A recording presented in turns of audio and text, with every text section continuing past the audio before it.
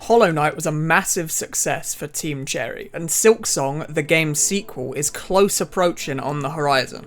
Well, it's apparently meant to be close on the horizon. Silksong news over the last few years has been a little bit... yeah. But with that being said, Silksong will come out eventually. Probably. Likely at some time this year. And there's a lot of pressure on the game to be really, really good. Hollow Knight was an absolute masterpiece, so Silksong has to be at least equally as good, if not better. Otherwise people are going to be really, really angry. We've seen a lot of the mechanics from Silksong in the trailer and in the gameplay demo that got released, and Hornet looks a lot more fluid and mobile than the Knight was in the first game. It will certainly be a different, more fast-paced experience. I have a ton of faith in Team Cherry. I have no doubt that the new movement mechanics in Silksong will be awesome, but there's one thing that I'm a little bit worried about with Silksong, and that's the boss design. Don't get me wrong, I'm not worried about the visuals and the story aspect of the bosses. I have complete faith that they're going to be just as cool in the second game as they were in the first. I'm worried about the way the bosses are going to work, the way they're going to function, what their attacks are going to look like. The boss design in Hollow Knight is awesome. In fact, the boss design is probably the highlight of the game for me. But the boss design in Hollow Knight is very closely moulded to fit the design of the Knight's movement and abilities. The difficult late game bosses of Hollow Knight will attack you in such a way that you can just barely have time to dodge out of the way of their attacks. Giving the player character much more fast and fluid movement risks making it much harder to design an engaging boss fight in the same way that they did in the first game. Hollow Knight's boss fights had a winning formula, but Hornet's going to move completely differently, so their design for their bosses is going to have to change alongside it. If Hornet becomes too fast and responsive in Silksong, the only way to make bosses difficult is just going to be to fill the entire screen with a constant flurry of projectiles, and that's a far cry from what the first game does most of the time. I much more enjoyed the calculated back and forth rhythm of Hollow Knight boss fights, instead of just a straight up bullet hell game. Bullet hell games can be fun, but Hollow Knight isn't a bullet hell game. The other thing to take into account is that Hornet in Silksong heals herself a lot faster than the Knight does in Hollow Knight. In the first game, you have to stand still and charge up your heal for just under a second, and then that heal will only give you 1 mask of health. Hornet is going to be able to heal 3 masks as quickly as this. If Hornet can heal herself too fast in Silksong, then you can just face tank all of the bosses and completely trivialise all of the fights. So with all that being said, I want to look at a couple of the boss fights in Hollow Knight, check out what they did right, what they did wrong, and how some of the mechanics might translate into Silksong. First on the list, I wanted to start with the Mantis Lords.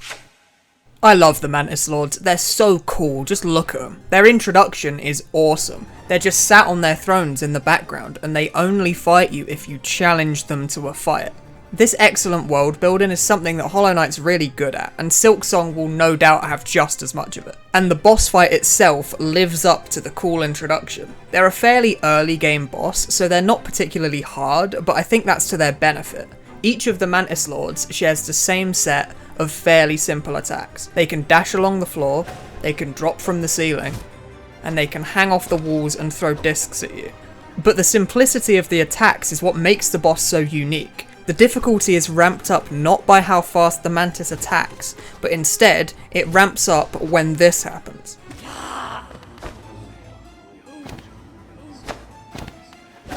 Now you have to keep track of 2 of them at once, still using those same attack patterns that you learned from the first phase. Now you might think that this would be way too much to concentrate on at once, but the key to making a fight like this work is telegraph animations. Telegraphing in a boss fight is essentially the boss telling you what it's about to do before it does it. Right before the Mantis Lord does its dash along the floor, it does this animation. This little animation window is your window to understand what's happening and act accordingly.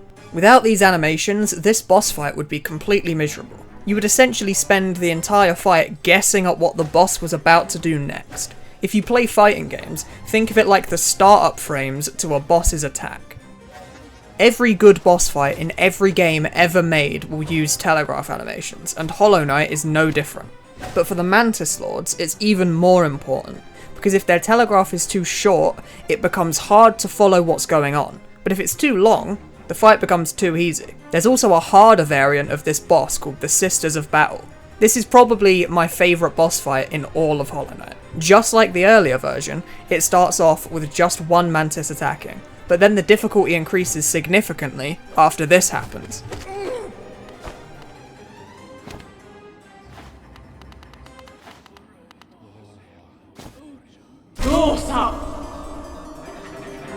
Now you've got to dodge all three of them at once. This boss fight is significantly harder than the normal Mantis Lords, but the chaos is kept in check by very well designed telegraph animations that help you pay attention to exactly what's happening on all three of the Mantises at all times. It also helps that after each attack, the Mantis Lords fade into the background. If they were constantly on screen the entire time, it might be a little bit harder to follow along with each of their attacks, but every time they're finished attacking, they fade off into the background, and then reappear when they attack next. This boss is very well designed, but my concern is that as good as the boss might be, translating a boss like this into a game like Silksong might not work so well. The Mantises attack slowly enough for a character as fast as Hornet seems to be in all these trailers would be in almost no danger from their attacks. She would move significantly fast enough to dodge all their attacks, and even if she did take damage, she can heal all of her health in an instant. This sort of thing might be balanced in Silksong by the order in which Hornet collects abilities. In Hollow Knight, you don't start with a dash, you collect the dash after beating a certain boss at a certain part of the game. So maybe Hornet will be the same. Maybe Hornet won't be as fast as she looks in these trailers before collecting certain abilities at certain parts of the game's progression. But if that's not the case, I worry that Hornet's fast movement is going to interfere with the awesome boss design that's already in Hollow Knight 1. As good as the boss fights in Hollow Knight are, they're not perfect. It actually has an example of telegraph animations being done very badly in this game. Nosk is a really cool boss, and his fight is mostly fine, but he has one attack that is, in my opinion, very poorly designed. Nosk has both visual and audio telegraphs in his fight. He has an animation that tells you what he's about to do, and he also has an audio cue to do the same thing. Nosk will sprint from one side of the stage to the other as one of his attacks. Touching Nosk at any point during the fight will make you take damage, even if he's just stood still doing nothing. Problem is, sometimes he runs all the way across the stage, but sometimes he stops directly in the centre of the stage. This is quite frankly just poorly thought out. Nosk is constantly an active hitbox, so trying to aggressively chase him across the stage can be easily met with him just randomly stopping dead in his tracks, causing you to bump into him. This forces the player to play very passively. You can't really chase Nosk and hit him because he might just stop in your face and you'll take damage, so you're incentivized to play in a very risk-free style. But back to the good fights though. The Pure Vessel is an excellent boss. The Pure Vessel is one of the hardest boss fights in the entire game, but you'd be surprised to hear that it still uses the same core concepts that the Mantis Lord fight does. Well-designed telegraph animations is the key to these boss fights. Each attack that the Pure Vessel throws out has its own telegraph animation to go alongside it, to allow you to know what's about to happen and react accordingly. Difficulty can be increased by having shorter animations so that you have less time to react to whatever the attack is about to be. It also has more unique attacks for you to memorize, and he also deals 2 damage instead of just 1. The late game bosses end up having a bit of a rhythm to them. You have a much smaller window to actually get attacks in for fights like this, which means that there ends up being a back and forth between you and the boss. They attack you, you dodge and you swing back. They attack you, you dodge and you swing back. A lot of early game bosses can be killed by just mashing the attack button in their face, but not this guy. This guy will mess you up. The Pure Vessel has a lot of really fast attacks, but he also has some slower attacks, like this one, where he creates a bunch of energy balls all across the screen. These are both good ways to make a fight more difficult. You either make the attacks faster, or you make them cover a larger portion of the screen so that they're bigger and harder to dodge. But either way, without telegraph animations, this boss fight just wouldn't be much fun at all. The Pure Vessel as a boss fight might fit a lot better into Silksong. The fast-paced attacks as well as the double mask damage work a lot better for Hornet, because she heals faster and she moves faster. But the Pure Vessel is a late game boss. It being super fast makes a lot of sense. But early game bosses dealing this much damage and being this fast doesn't really make much sense, and it removes a lot of the escalation that harder bosses might be able to have. A boss can only really attack you so fast. If your early game bosses attack you really fast, then what are the late game bosses gonna do? In my opinion, boss fights will make or break Silksong.